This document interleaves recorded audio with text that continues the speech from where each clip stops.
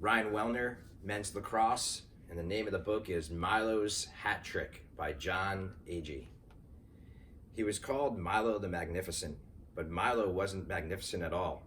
He botched his card trick, he tangled his rope trick, and his hat trick was just pathetic.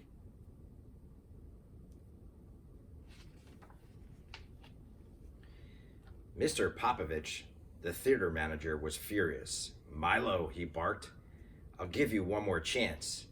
Tomorrow night, you better pull a rabbit out of your hat, or else." So the next morning, Milo went out to catch a rabbit.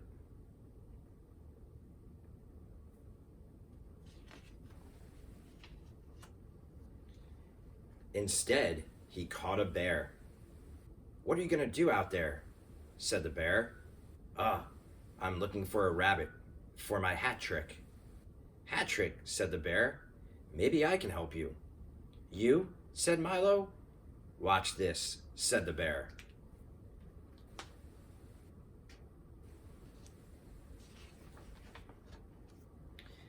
And he jumped into Milo's hat.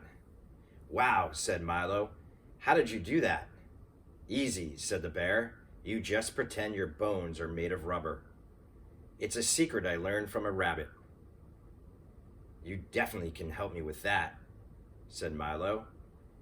"But you'll have to hide in my hat until we're on stage." "No problem," said the bear. "Just whistle and I'll pop up."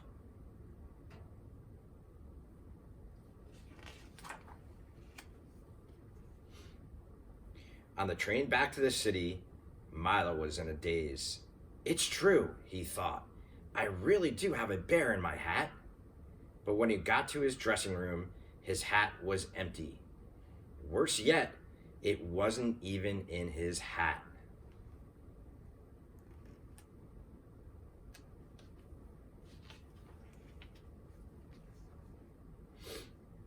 Milo raced back to the train station. There were lots of people with hats, but none of the hats was his. Meanwhile, in a restaurant across town, someone whistled for a waiter.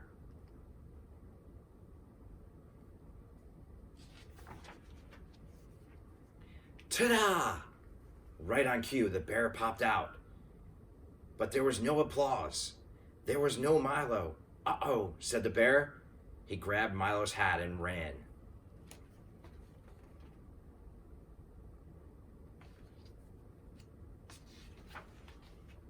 "Help!"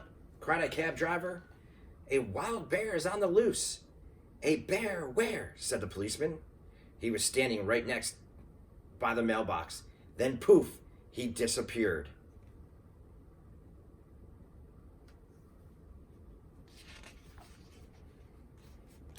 "Oh gosh," said the bear. "How in the world will I ever find that magician?" Just then, a school teacher was passing the mailbox. "Hurry up, children," she said, "or we'll be late for the magic show." "Magic show," thought the bear. He slipped out of the mail slot and quickly joined the line.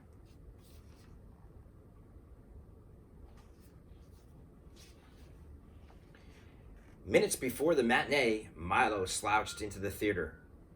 "It's no use, Mr. Popovich," he said. "I didn't find a rabbit." "Rabbit or no rabbit, you've got to go on," said Mr. Popovich. "Just look, the house is packed." Milo looked. A familiar hat was sitting in the front row.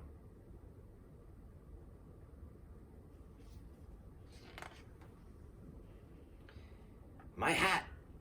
Would you please hand me my hat?"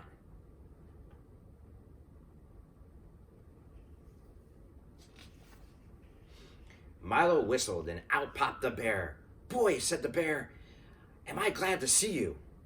For the rest of the afternoon, the bear jumped in and out of hats and of all shapes and sizes.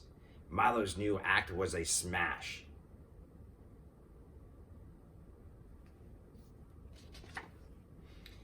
Mr. Popovich was ecstatic. For 3 solid weeks, Milo and the bear were the hottest ticket in town. But one day, during intermission, the bear yawned an enormous yawn. After popping in and out of 762 hats, he was pooped.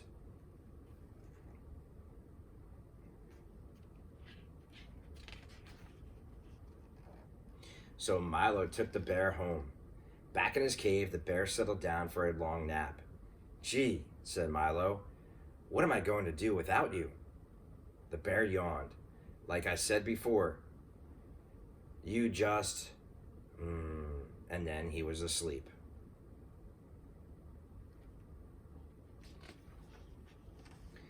These days, Milo closes his show with a hat trick. And this one is really special.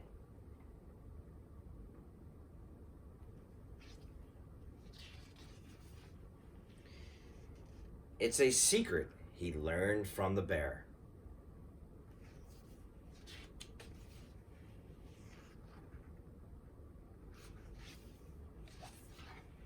The end.